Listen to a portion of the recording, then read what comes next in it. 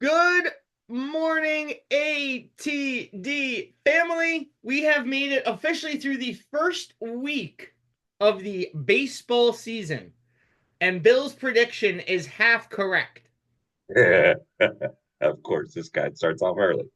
Half correct. It is not fully correct, it is half correct. Welcome to another rousing episode of ATD. It is April 5th. It is a gray, gloomy morning for me here out on the East Coast. We're going to start this off as we always do. Baseball Bill, how are you doing on this, at least on my end, menial gray Saturday morning? I'm actually doing uh, my on my desk here, and I'm looking at this glorious picture of a baseball card of a guy that says Sam on it. I mean, it's just absolutely gorgeous. You know, not necessarily the Giants jersey, but yeah, it's a gorgeous baseball card right there. I still Well, don't. I still need an autograph one. I mean, you had the option to get that sucker autographed when you saw me like 4 or 5 months I ago, and totally forgot. I'm gonna have to do it when I come to Philly in June.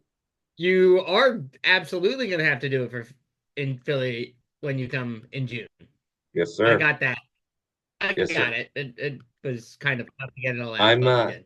but I'm doing good today, my friend. How are you doing? I mean, I'm hanging in there, man. My boys are starting off hot. They're playing really well. They're playing Coming in hot. dynamic, hard nosed baseball. I mean, it's a beautiful, beautiful, beautiful sight for me to see right now. I mean, I couldn't be happier. Um, 1000%, my friend. But we are going to start this off with our newly added feature of our baseball trivia for the morning. Bill is going to have until we get to the second sponsor call out to figure out the answer to it. So, Okay. Bill, are you ready for this morning's trivia? Sir, yes, sir. All right. This morning's trivia question is which player holds the record for the most Cy Young awards? Hmm. I can Think tell you who about it's it. not. I can tell you who it's not. Well, you can tell me who it's not when we get to the second sponsor call out. For Got now, it. think about it, mull it over, write it down, keep it in the back of your mind, put it on a post note and stick it to your forehead. I don't care. Okay. Got it. Got it. Forehead stuck. There we go. Love it. All right. We're going to start this off now. And as always, thank our sponsors. We got to thank Drunken Gentlemen's Club. These guys are awesome. You're actually doing a co sponsored event with these guys in a couple of hours out there on your side of the house. Bill, tell me about these guys over at Drunken Gentlemen. So Josh does such a great job. He's a clothing apparel guy. He's got an eBay store. He's just absolutely fantastic dude. He put together something at Brewheim in Anaheim. It's a local brewery. They do a really good job. They've got a space for a watch party. Sam, next time you're out, I got to get you over to Brewheim. They've got like a lounge area where you can just sit and chill. They got comfy leather couches you can just hang out on and watch a game. And I I mean, I don't drink obviously, but they tell me that the beer is good. They always have a nice food truck. They're getting ready to put in a kitchen over there. And so Josh actually did a really good job of putting together an event today. And I'm very excited. Awesome. Love that. And when you're out there in the Inland Empire, you always have to remember that the Inland Empire runs on Dunkin' Donuts. It They does. America is not the only place that does. Specifically, this empire does out there in Southern California. Yes. Bill, Yes. how many locations do these guys got? So Andrea, Josh, Jeff, uh, those guys over there, Jordan, they have one in Rancho Cucamonga, one in Colton. They're building a second one. They got one at the Ontario airport. They got uh, they got Ontario Airport, two in Colton, one in Rancho Cucamonga. They've got, I think, seven total, if I'm Man, not these mistaken, guys, they want to ensure that that empire is running consistently, and the on only way to Duncan. do it is run it on Duncan. And finally, we got to give a big shout out to Ruby's Diner out there on the PCH with the beautiful view Yes. overlooking the coast. Sam, Um, we'll be there on the 25th. We're gonna be Oh, showing another dinner and a movie under the stars on the 25th. love We it. Utilizing that top deck that they got there. 100%. And Sam, last time we ended up having about 40 people there. Oh, I don't know, 36 maybe up there. Okay. And all the registrations came in the last week. People that were there last time, we've already had 9 registrations and we're still 20 days out. We're going to end up having 60 people there. It's going to be great. I Are mean, you you and can't go Kiri coming wrong out with. for it? I mean, if the eight, if the top fan rivalry petty cash is willing to put me on a flight and fly me out, Well, more than no, I'm not going to do it with the petty cash. I'm just going to send out the Top Fan Rivalry uh, private jet. We bought it. oh, We bought one of the jets that Trump used to own, and so it's all decked out in gold. And then I got a limousine to pick you up from the airport. Are you cool with that? I mean, I might have a little back and forth with you on this, but yeah, I mean, I'd be okay with it. We try not to get political on this show, but I'm talking about a private jet, dude. And forget who owned no, it. I It's get it, decked man. out in gold. I mean that man's gone through bankruptcy a couple of times, so he had to give out one or two of his jets to I know, compensate. and he handed one. You know what? He handed one to a friend of a friend of a friend, and I slapped when I borrowed it one time. I slapped the Top End Rivalry logo on the side of it, and now I own it. Fair Possession enough. 9/10 of the law. Hey, love that. I'll take possession of it. Sam, But what are as we going to always, talk about today? we have to thank our sponsors for Yes. supporting us so we can do what we do and give you some great baseball knowledge and feedback every week here on ATD. We're going to get right into the standings because, man, has this been one crazy week of baseball. Teams from the top have dropped to the bottom. Teams from the bottom have gone up to the middle of the pack. Yes. And the standings are starting to fill up quickly. Bill, going on the American League, I'll take this one. I know you Okay. really want to hit that National League today, giving your boys some pump up. Yankees right now are leading in the AL East, 5-2. Blue Jays right behind them, 5-3. Kind of a shocker to me that they're actually starting off where they are. Rays are in the middle of the pack. I'm really surprised by this Red Sox 500 record right now, to be completely frank with you. And then the Orioles, 3-5, getting a bit of a slow start. That'll change as the season continues, but a little shocking right now for some of these teams in the AL East. Moving over to the Central, Guardians are picking up where they left off at the end of last year, but they are leading in the pack, tied with the Tigers, 3-4, along with the Royals, 3-4. And then you got the White Sox and the Twins, both 2-5. So this is still anyone's division. Again, it's still early, but last year I predicted that the winner of this division was going to have a sub 500 record. And right now, my prediction from last year is holding true this year. So it might have taken a while, but my prediction might hold firm. And then moving over into the AL West, you've got the Rangers hitting 6-2, Angels, who you predicted being in last place in this division, rocking 4-3, and then you got the Astros at 3-4, and the A's and the Mariners rocking 3-5. So, Bill, looking at these current standings, again, we're officially one full week into the season. I mean, last week when we did this, we were like this entire board was full of ones and maybe a two in there every now and then. What is the most shocking team currently on in the American League, and what is the team that they're meeting your expectations? That's a tough question because, well, okay, so the most shocking would probably be the White Sox. Even though they have a 2-5 record, most of their games have been very competitive. They lost a game 1-0 to the Angels. Most of their games have been very, very competitive, a lot more competitive than I would have anticipated. A team that's meeting my expectations is obviously the Yankees. The Yankees are playing very, very well. Sam, I don't know if you know this or not, but after the games on Wednesday night, I took a screenshot. I posted it on X. I posted it on Amber posted it on Instagram. But At the end of Wednesday night, every single team was tied for first place in the American League Central with a record of 2-4. You're not gonna you're not gonna get that often. Everybody's tied for first place and uh, they're playing 250 ball. It was awesome. Oh my God. Absolutely awesome. But yeah, that's a great question. So those teams, maybe the Angels are coming out a little hotter than I thought. I watched them last night. I was at the stadium for the home opener last night. Um, they have a pretty good lineup. Their issue is their pitching. Um, they they they can hit. Mike Trout You hit said went Angels, yard. right? What's that? You said Angels? Yeah, Okay. Mike Trout went yard yesterday. But Jose Ramirez went yard twice yesterday. There's a lot of pitching issues that the Angels have. I think that that's going to help them to struggle this season. Yeah. Yeah, I think right now when you're looking at this entire when you're looking at the whole thing, you know, I'm gonna put the AL Central to the side because, in my opinion, it is the weakest of all six divisions in baseball.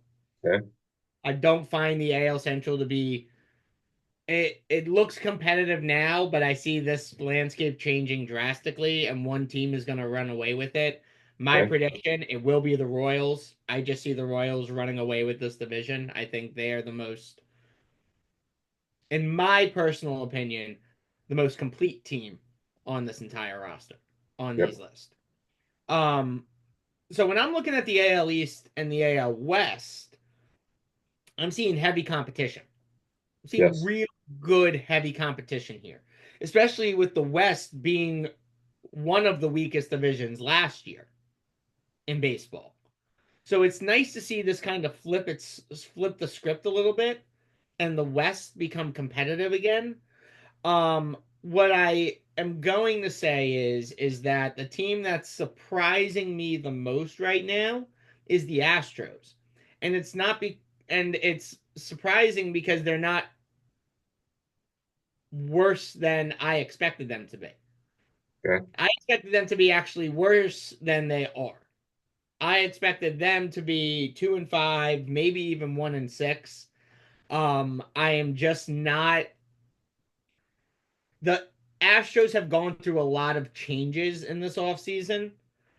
Lost a number of good pitchers, lost some veteran presence there. Still bringing up some youth, but not having as much back in the veteran pool to help get these young guys prepared. Um, I don't see. I see this division in the West being a Rangers, Mariners, and I'm going to throw a curveball in there, Angels division to lose. I see the A's and the Astros ending up more towards the bottom. And I just think the Astros are at the point now where they need to start looking at a rebuild hmm because they've got a lot of age on that team and miles that they've ran on that field. That's time to start looking towards the future. hmm I agree with you. I agree with you, and especially when it comes to the Astros, they do have a decent farm system, but I agree with you on that. And um, yeah, I yeah. Uh, that division is going to be it's going to be interesting because I'm going to bet that that division is the only division in the American League that's win or go home. I don't see a wild card team coming out of there. That'll be the Central, and that'll be the East because I don't think that even right now, if you looked at it, right now every single wild card team, you the Angels would sneak in there, but I don't think that that's going to last. I think the Tigers are going to be a lot Yeah. better than I anticipate. Yeah. I think when I look at the East, though, the team that's surprising me the most is the Blue Jays. Yeah, yeah. You know, Early on, early on, absolutely. yeah, I mean, I expected the Blue Jays to be good. They've still Mhm, got a lot of young guys on that team. But not as good as they're playing. They are really coming out of spring training and really hitting the ground running. And I think they're trying to get a decent lead or Yeah, a decent head start because as we've talked about on this show over the last 4 years, it's not about while it's not always about how you start, it's about how you finish. These games early on matter. yeah, These close games in the first month and a half of the season really mean something as you get into June, get into July and the All-Star break. It sets a tone and a precedent for how you're going to finish the season off. And the Blue Jays are 100%. coming out hot right now, so to see where they are compared to a Red Sox team who built up a lot of youth, brought in, re-signed Garrett Crochet to a nice long-term extension this past week. It's surprising me that they're only at 500. So Yeah, we'll keep an eye on this AL East, but watch the Blue Jays. yeah. Watch them. No, they're starting out a little hot, a little hotter than I thought. The Red Sox will not be a 500 team. The Red Sox are a playoff team this season. Oh, I completely agree with you on that. I don't also see the Rays holding strong in this over 500 record. I see the Rays in the next week or two kind of starting to show their cards more and, start to weed themselves out in towards the bottom of this pack. 100%. Um, but watch this AL, watch this American League. It's going to be interesting to see how this all plays out. Um, as it always is. Yankees are still the behemoth to beat in that division in the American League completely, but it's going to be interesting to watch. Bill, take us through the National League? Take us through it. I know you're excited about it. I know your team Uh, is crushing it right now, but just take me through the whole gambit. Philly's doing what I was not anticipating them to do. They're a hot start. I think the Mets are still going to win that division. The Braves starting out 1-7, that surprises me. Up until yesterday, they hadn't won a game. The Nationals starting 1-6, that surprised me a little bit too. I'm not gonna lie to you because they have so many good young talented guys. The Cubs are knocking the cover off the ball. They had two games this week where they scored a touchdown and a field goal or better. They actually had two games, or they had a game this week where they scored two touchdowns and had two 2-point conversions, had 18 runs on the board. The Reds are starting off a lot slower than what I had anticipated. The Pirates are, unless they turn around real quick, they might be in for a very long season. Uh, Yeah. Dodgers are starting off hot. I did not expect them to start off 8-0. 8-1. Were you They brought down to earth yesterday? Or No, no, because here's what I was going to say. No, because the Dodgers don't seem, it doesn't seem like any lead against them is safe right now. And as they proved yesterday, they almost yeah, won the game yesterday. They almost tied up the game yesterday. yep. Um, and you've got some injuries right now. Freddie is still out. You've got some keys there. Apparently slipped in the shower and hurt his ankle. So hopefully that wasn't he and his wife in the shower. And I don't want to know the other details, right? The Padres, 7-1. That surprises me. Giants 6-1. Diamondbacks 5-3. Rockies 1-6. Uh, the Rockies are going to win 60 games this season, but they're going to have digit losses. Sam, I'm going to ask you the same question, okay, that you asked me. Give me a team here that is doing exactly what you thought they would do, and then give me a team here that's actually surprising you. So when I look across this entire gambit, there's a couple of teams right now that are surprising me. I'm gonna pick two out. I'm gonna pick Okay. one on the loss side and one on the win side. Okay. The loss side is the Braves, and we're gonna talk about this later in the show. Mm-hmm. But the Braves are having an abysmal start to their season, and that's all I'm gonna Yes. say for now because we are gonna talk about this in greater detail as the show progresses. The team on the win side, though, that's surprising me, and this is me being a homer, is the Giants. Because the Giants came in with the expectations of being a sub 500 team. going into the season, and they are doing exactly what the Blue Jays are doing on the AL side in the National League, and they are just taking that spring training start that they had and just running it into the season. They are playing down and dirty baseball, not in like a malicious way, but they are bunting to get to first. They are causing the teams to think more strategically. They are making guys on the infield, they are making guys in the outfield move in and then popping it over them. Like they are really like just playing great baseball. They are stealing more bases than they've stolen in years past as we start the season off. I mean, when I look, the Giants right now are fifth in the league in stolen bases. Last year, they were 29th in the league in stolen bases, only above the Rockies. The Rockies. So the fact that the Giants are being more aggressive on the base path, they're being more, they're more attacking more on the plate, not letting pitchers like get the best of them when they can, and really taking these guys into high pitch counts early on, it's showing. And I think a lot of it has to do with the changes in that front office and more confidence the front office is having in Bob Melvin, the coaching staff, and giving the players the freedom to say, we trust you. I mean, to me, it's quite amazing to see.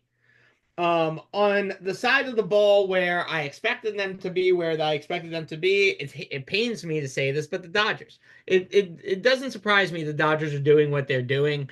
They're coming off being the defending champs, and we say in every sport, to be the champs, you got to beat the champs. And right now the champs are showing that they are still the team to beat.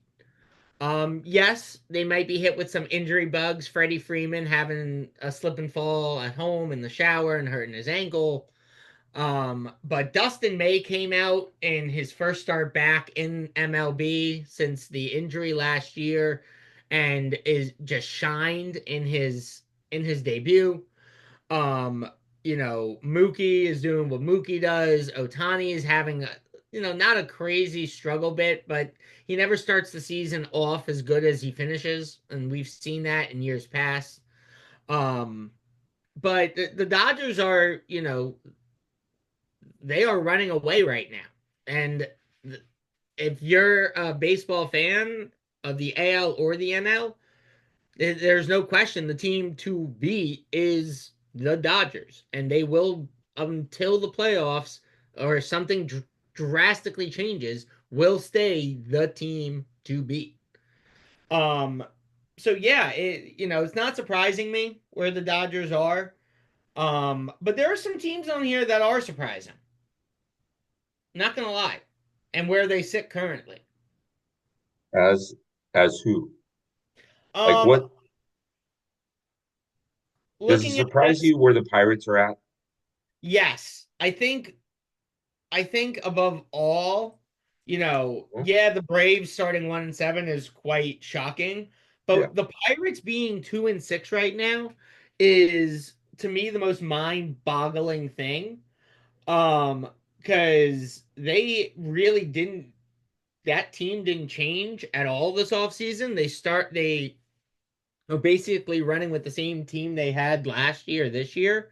And if you remember at the end of last year, that team was one of the hottest teams in baseball. Skeens coming up, they were hitting everything. Um, they didn't make the playoffs, but they were still really hot towards the end of that season. I expected the Pirates to be more middle of the pack than bottom hmm, of the pack in that Central Division. Um, but the Central is always a toss up in the National League because when you look at it start to finish, all five of these teams are really good. yeah, They're good. Um, yeah, you know, yeah, the National League is going to be where it's tough to figure out who's going to be in that wild card spot. yeah, In my yeah, yeah. I just know that the NL West is one in LA. That's all I know. Yeah, okay, Yeah. all right. You thought the Dodgers were going to lose to the White Sox, and Hey, I still got 161 and one in play. So yeah, well, 161 and 1 probably won't happen. If it does, I'll be shocked. But I think you and I both know the chances of 161 and happening, you got a better chance of winning the lottery like 8 times than a team finishing 161 and 1. I got a better chance of winning the lottery, period, since I don't play. Yeah, So there you go. that's fair. All That's right. Well, we got injury reports next, right? Let's do it. Yeah, let's jump into this injury. Actually, yeah, let's jump into this injury report. Not a big injury report this week. Nah, Which is nice to see early on in the season. You don't want to see guys getting hurt really early. Depending on position, there are some guys in certain positions you'd rather them get hurt now and come back by June and be able to coast through the rest of the season. Um, but when I look at this list, I think the one that's going to hurt the most is Sean Mania. yeah, yeah. It. Well, no, Christian Javier and Luis Garcia in Houston, they're kind of staples with Houston, and those Shamanaya is gonna hurt. The Mets are gonna play through that. Houston's gonna struggle when they're missing pitching. Those two guys have done really, really well for Houston in the past. That's fair. And for those of you listening to this on Bleacher Brothers Radio, um, on this injury report list, we got Sean Mania out with an oblique injury, expected back by the end of May. Christian Javier for Houston with an elbow injury, expected back after the All Star break, July 20th. Mason Adams from Chicago with the White Sox, he's out for the season with an elbow injury, probably Tommy John, most likely. Carlson Reed with a back injury in Pittsburgh out until June 1st, along with Luis Garcia in Houston with an elbow injury out until June 1st. Um, so I agree with you. I think Houston right now, with the struggles they're already facing, this is going to hurt them. Um, I that New York pitching though is a little in the uncertainty range. So I think Sean Mania is going to cause a little bit of unease around that start that he Yeah, would typically have. fair But enough. I agree. I think there's enough power on the back end to offset, but it'll be interesting to watch who the Mets fill into the Mania spot while he's out with this injury. Yeah, yeah, it will be. It will be. And the Mets haven't done too bad as a start. They're just trying to keep up with Philly, who's playing very, very well right now. Yeah. You know what's interesting, and I wanted to bring this up on the last slide. The Brewers, who are 4-4, Hmm. according to MLB, based on their current record and what the runs they've scored and the runs they've given up, the Brewers should be 2-6. Hmm. The Brewers have a 24 run differentiator between the runs they've allowed and the runs they've scored. And by some obscene miracle, they are 4-4. Where the Cincinnati Reds, who have a 3 run differential, are 2-6 and should be 4-4 right now. I think Like, it's important to point out too that Sam, that I think the first double digit win will be on the West Coast in LA. yes, we get it. We get it. Unless unless the Padres, the Cubs, the Phillies, or the Giants, or even if we go back to the American League, actually, or the Rangers in the American League, go on a run, and the Dodgers in the next 5 games, 4 or 5 games, just can't figure it out. Yes, the Dodgers will be the first double-digit team with. Okay, I just wanted to make sure that we had that clear for All those of right, you you listening. know, Those um, of you watching on YouTube, you can see Sam's disgust. Those of you listening to it on Bleacher Brothers Radio Network, you can't see Sam's disgust. I just want to make sure shaking that my he head, shaking understands. my head, folks. I'm shaking it. I just can't. I can't. I just can't. It's Yep. like we get it. All right. What else do we got going on? Well, we gotta give another shout out to our amazing sponsors. I mean, Ruby's Diner over there on the PCH, looking right over the ocean with that amazing rooftop area where Bill has commandeered it numerous times to do some movie screenings under the lights and Hmm. under the stars. Uh, they do an amazing job out there. Make sure you grab a burger and a milkshake on your way because it's just awesome. You got the Inland Empire. They run on Duncan over there with 7 different locations. Rancho Cucamonga, 2 in one place, 1 in another. Building one by an airport. They just want to make sure that if you're in their domain, you're stopping at a Dunkin' and you're getting that coffee. And then you got Drunken Gentleman's clothing. I mean, Bill, there are so many great things that Drunken Gentleman's doing, but tell me about this amazing Yep. event they're running later today. Josh is doing an event at Bruheim in Anaheim today. And he'll be doing one in San Clemente at the end of May as well. I think we'll be a part of that one as well. But they're going to have a group of people out there. They're going to have a lot of fun. People are going to eat. They're going to have a great time. We're going to play some cornhole. It doesn't get any better, my friend. I wish you were closer, Sam, so I could say hop in the car and come on out. I think it'd be a little too late for you to hop in the car today, but I'll send the Top 10 Rivalry Concord for you, and we'll get you here by the event. Don't worry. I appreciate that. I'm more than happy to jump on the private jet and make my way out there. Make sure it's stocked and loaded for me. I prefer Chick-fil-A along Chick-fil-A and Mountain Dew. You got it. Chick-fil-A and Mountain Dew, man. You know it. There Um, you go. but yeah, we gotta thank, as always, we have to thank our sponsors. Oh, what are you saying, Bill? I got the answer to your question too. Oh yes, we And have to and go I'm back gonna to our flip it trivia on you and question. I'm gonna ask you a question. We have to go back to our trivia question, and I just want to make sure you didn't look this up while we were I did recording, not look right? this up. I'm Okay. gonna tell you So, my three guesses, but I'm gonna give you my top dog guess. okay. So to remind everyone watching, the trivia question of the day was which player holds the record for the most Cy Young awards? So So, Bill, let me I ask. I am gonna guess one of these three guys. So I'm gonna Okay. guess either Greg Maddux, Randy Johnson, or Roger Clemens. And if I can remember correctly, Roger Clemens had some really good years in the 80s and 90s. So I'm going to choose Roger Clemens. But if I'm wrong, it's one of the other two guys. You are correct. Roger Ah, Clemens is yes. the player that holds the record for the most Cy Young awards I'm in one for all of two. baseball. Looking at it, Roger Clemens. I'm 1 for 2. I lost last week. Yes, Clemens, Cy Young. I'm going to say he had five or Clemens six. has 7 Cy Young Okay, awards. I was close. You're Yeah. close.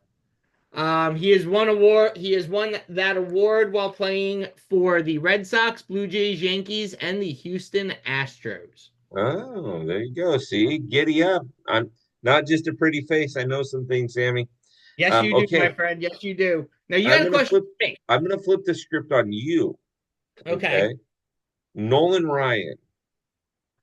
How many, without Googling it, and I want you to tell me at the end of the show, how many Cy Young awards do you think Nolan Ryan has won in his career? Okay. Okay. You got it. All right. What's our next topic? Let's do it. Well, we gotta jump in. We gotta jump into the stolen bit. We gotta jump into our counts Yep. because Jump into the we counts. had an astronomical jump in this first week of baseball when it comes to stolen bases and home runs. So, as we said, the number to beat is last year's number of 3,617 stolen bases. And as we track right now, we might not hit that number this year. We are taking a little dip in the stolen base counts.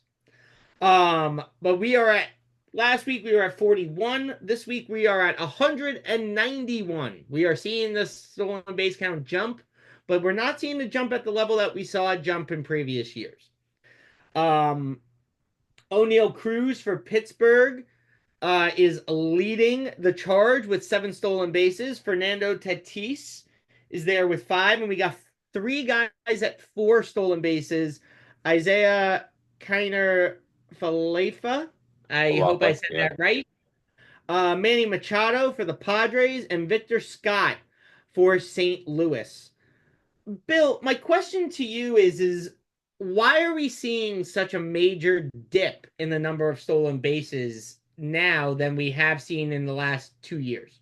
Just early in the season. You're going to start seeing 150, 200 a week. Yeah, early in the season. Yeah. Do you see, is there anyone that's not on this leaderboards list in the top 5 that you would have already expected them to be there? Yeah, Ellie De La Cruz.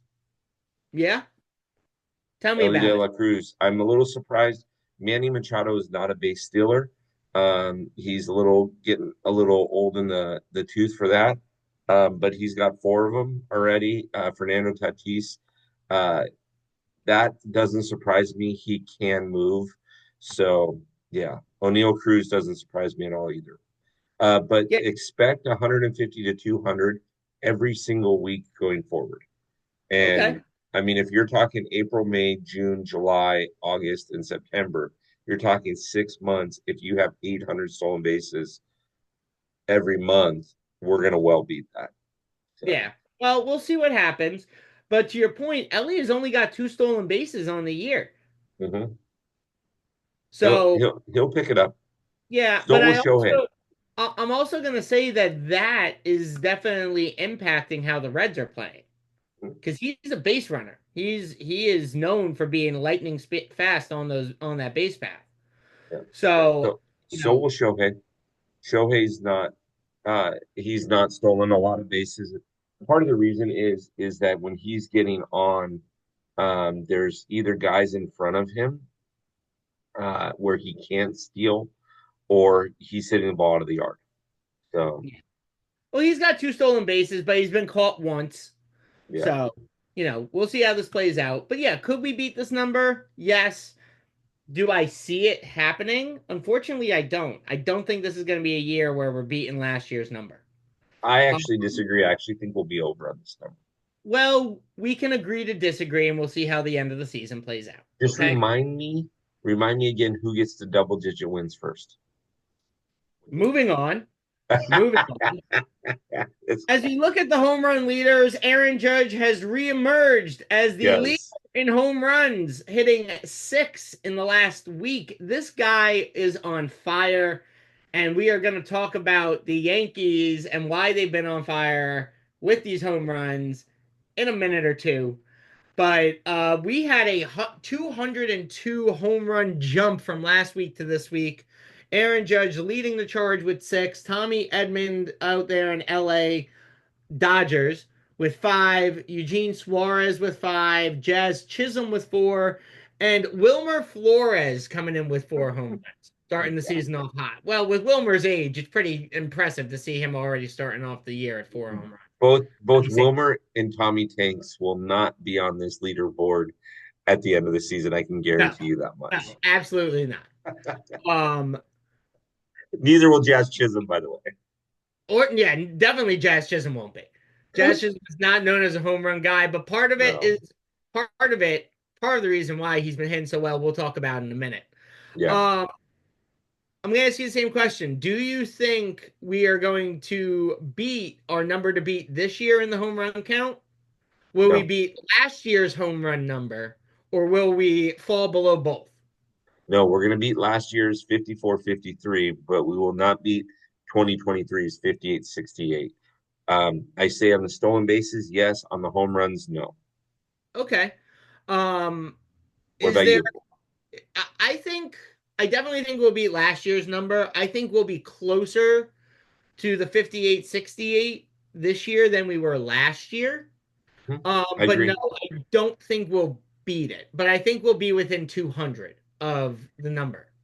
Do not be surprised, Sam. I'm calling it right now. Do not be surprised if Arson Aaron Judge or Aaron Arson Judge, however you want to call him, do not be surprised if he has 40 or better home runs at the All Star break. Okay.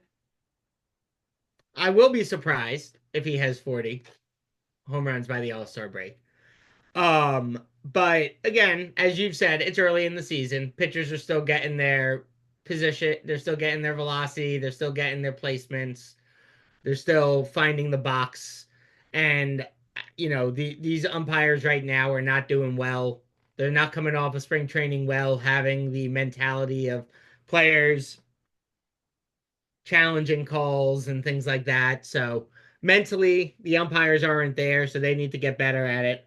But yeah, I mean, if Aaron Judge has 40 home runs before the All-Star break, I'm gonna be dumbfounded. Like just straight up dumbfounded. I'm gonna expect MLB to do some investigations on some PEDs in that regard, if that's the case. Just throwing it out there.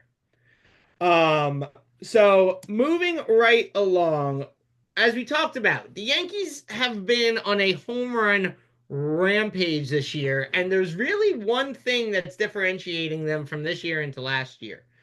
Mhm. Bill, what in God's name is up with these torpedo bats? Like, Mhm. what is happening with these torpedo bats? So this is us using science and technology, right? So 20 years ago we started using analytics. 25 years ago with the Moneyball A's, right? Oakland A's, Yep. back when they were the Oakland A's. We started using analytics. We started using things that show us um, how to play the game, which to me, fun, somewhat not so fun. With these torpedo bats, what they've done is they've actually taken players and if you look at, so for those of you that are watching this on YouTube, you can see there's a picture of, it looks like Volpe holding the bat. You can see some ink on his bat. What that is that's the ink from the baseballs. All those baseballs that say Major League, official ball of Major League and have the seal, those are just stamped on. So during batting practice, these guys will hit balls back and forth and they'll look and see where they square up the ball. And then what they've done with these torpedo bats is they've moved the barrel to where they typically square up the ball. So each individual bat is calculated, uh, to my understanding, vis-a-vis the player, right? And so you've got a great image. If you're watching this on YouTube, this is great. If you're listening to this on Bleacher Brothers, go check it out on Top Fan Rivalry or I'm sorry, go check it out on YouTube.com and search Top Fan Rivalry. You'll see around the diamond. Sam's got an amazing picture of what a torpedo bat is versus what a standard MLB bat is. But in essence, Sam, what they're doing is removing the barrel. That's what they're doing. Yeah, and I wouldn't even say they're moving the barrel. Because the barrel, so if you're watching this on YouTube, you can see the picture. If you're listening to this on Bleacher Brothers Radio, a standard MLB bat has one long barrel, and the reason why is to evenly distribute the power on the barrel from one end to the other, from the thickest point to the end of the bat. Right. Um, and all MLB bats have specific dimensions they have to hit to be an official MLB bat and allow a player to use that bat in the league. Has to be 40, the barrel of the bat, or I'm not sure. I think it's the whole bat. Has to be 42 inches long in max length, and it has to have a maximum diameter of 2.61 inches. So on a standard bat, the entire barrel is that 2.61 inch width. With a torpedo bat, you're seeing, as Bill had mentioned, their sweet spot on the bat being at that 2.61 diameter, you know, width. And then it gets smaller again, probably down to about 2 to 2.25 inches.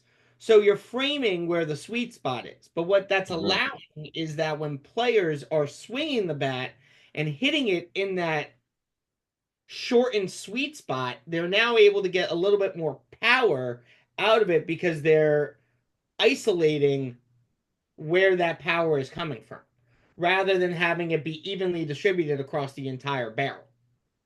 The key to note, everybody, is torpedo bats do not cause you to hit the ball.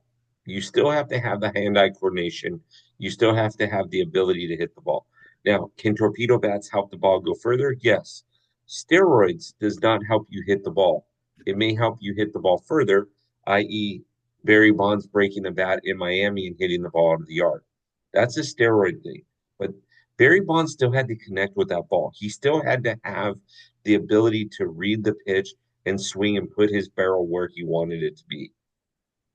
So for those of you that are yelling, "Oh, that's cheating, that's cheating, that's cheating," it doesn't make them a better hitter. It makes the ball travel further, yes, but they still have to hit the ball. They're still going to strike out. They're still going to walk. They're still going to have a number of things that happen. So this isn't something. I had a very lengthy conversation with somebody in San Diego about this. This is not something that you look at and say, "Well, they're cheating because they're using stats." No, they're not. No, they're not. They're just using now. Here's the other thing that sucks, real quick, Sammy, and I know we're getting short on time. We only got about 12 minutes left of the show. Um, Here's the thing that is tough. Um, is Babe Ruth, Hank Aaron, Willie Mays, all the greats, Mickey Mantle did not use bats like this. So in baseball, they count everything for records, for everything. Now we're adding a new dynamic into it. We're using science instead of the art of the game. We're using science. Go Yeah. ahead, Sam. I'm sorry. Yeah, no, I completely agree with you. And the other thing to consider to all those people that think using a torpedo bat is giving someone extra, an extra umph. The thing to consider is that if they don't hit the ball on the sweet spot on a torpedo bat, you're not hitting it out of the park because now you're losing where that power is being distributed.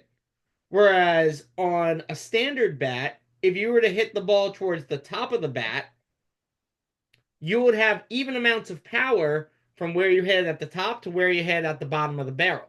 Right. A Right. torpedo bat, your two weakest spots are at the beginning of the torpedo and at the end of the torpedo. Your only sweet spot is approximately a 4 to 5 inch framework that you have to hit that bat within, that you have to hit the ball within.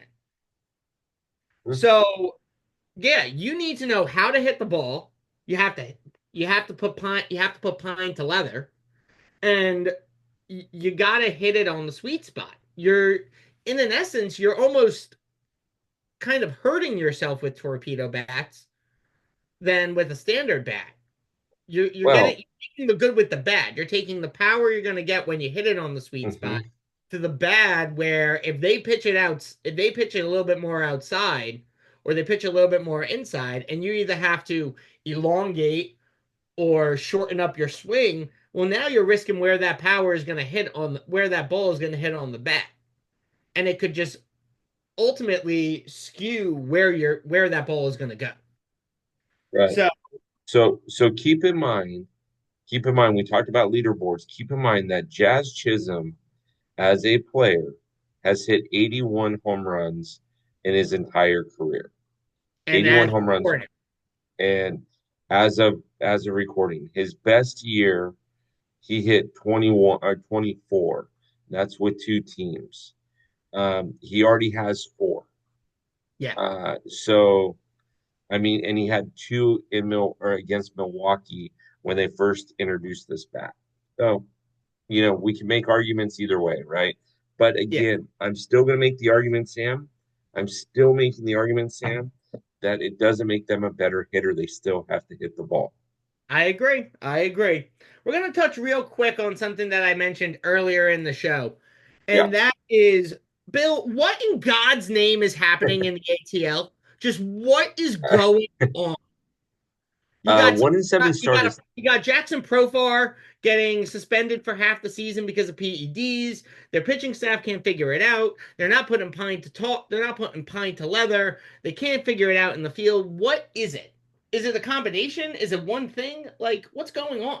It is a combination of a lot of things right now. It's just Atlanta's going to be a very good team. They're just having a slow start. The Jackson Profar thing hurts because it's the distraction, right? These guys, the Braves signed him for 3 years and they're paying him an awful lot of money. Well, He only gets half of his salary this season. But that's kind of a big deal.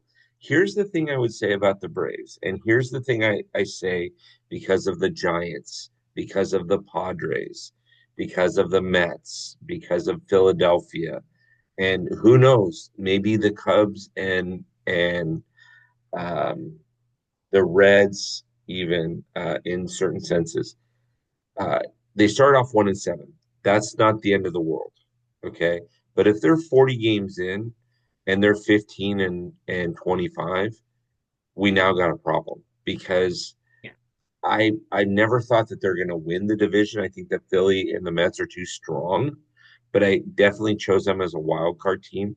A 1-7 start isn't the end of the world, but in the National League, when you have the Dodgers, who will probably, as Sam has already pontificated, they're going to have the first double-digit wins in baseball, um, and probably the first 20 and 30 and 40 and 100 and All right, don't 150 get ahead wins. of yourself. Move Um, on. but as when you play in a division, or I mean, when you play in a league that has so many good teams, again, the Giants are good this year. Um, that hurt a little bit coming out. Hold Yeah, on, I I gotta know get a it drink of did. water. Giants are good. The Padres are good. The Cubs are good. The Phillies are good. I'm sorry, the Mets are good. The Dodgers are good. Even Arizona is good. So you're going to miss the playoffs if you don't pick it up soon. Yeah, this Braves team in this next week. Now, again, I'll bring up some statistics. The Braves have scored 24 runs. They've allowed 32 runs, only an 8-point differentiator. They realistically should be a 3-5. Realistically, they should be a 3-5 team right now. They should be middle of this pack, second place, right below Washington or right above Washington, tied with Miami, but they just aren't putting it together. And I think when Acuna finally comes back, when I think, Profar eventually gets back after his suspension, I think some of the other guys that were injured last year finally make their return. I think this will change, but I agree with you. If we get through April and they're on the negative side of the win column, I'm going to feel very, very nervous for that team in the division that they're in and in the entire 100%. league that they're in. Because I don't think, like you said, with the Cubs, the the Reds when they finally figure it out, the Padres, the Giants, the Mets. You're in too tough. The Diamondbacks. You're in too tough of a league to be this bad. 100%. 100%, my friend. 100%. I And agree they're all with you. making way too much money to be this bad. Yeah. They're much too young to be this doggone old, as That's our it. good friend Garth Brooks would say. Bill, I'm gonna get to your trivia question that you threw my way, and that trivia question that you threw my way was how many Cy Youngs has Nolan Ryan won in his career? And Did you it's a look it big up? old goose egg. He hasn't won a single Cy Young award in his in what was his entire MLB career. You looked it up. No, I didn't look it up. I just know that as one of the greatest pitchers, he never won a Cy Young. That's true. Isn't that a shame? It's a crying shame, but shoulda, woulda, coulda. What happened Yep. yesterday can't happen tomorrow, and you can't go back in time and give a man a Cy Young award that unfortunately he Somebody deserves. get Doc Brown on the phone and Marty McFly. Let's get in the time machine. Let's make some changes. Let's figure it out. All right, Bill, take me through your podcast schedule. We are expanding the schedule to not just Monday through Friday. We are adding a Saturday segment in there. Run me through it. Okay, so we got American League with Ashley this week coming up. We got Carla. Welcome to the clubhouse, Carla. You're a Padres fan. She had a great interview. Liz, a Rays fan, also another great interview. 1000% diehard Rays fan. She was amazing. Jerry is absolutely, that was a great interview. Red Sox fan. College K's this Friday. And then Saturday, we're going to bump Saturday over to Can of Corn. So yes, I'm excited about this schedule this week. Great schedule. Love it. As always, check out top TFR at Sports Talk. It's fan involved Thursdays. Are we keeping it 7? We going back to 6? I got No, we that got to keep it at game 7 this coming week in. because the series recaps are a little tough. With the Dodgers being on the East Coast, we're trying to make sure that we're gonna bring it back down to 6. But with the Dodgers being on the East Coast this week, we're just trying to make sure that we can make that happen. Fair enough. So As well, every Tuesday and Thursday at 11 o'clock Pacific, Eastern Standard, 8 a.m.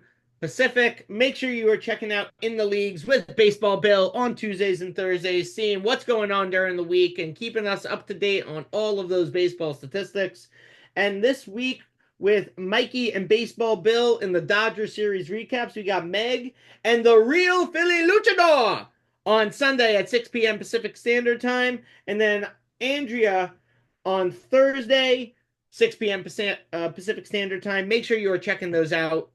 This week, Heads Up Sports Cards is coming back with another fantastic vintage break with Top Fan Rivalry. This Monday, they are breaking a fantastic box, an amazing box of Topps 2020 Update Jumbo. So, going to be a lot of cards.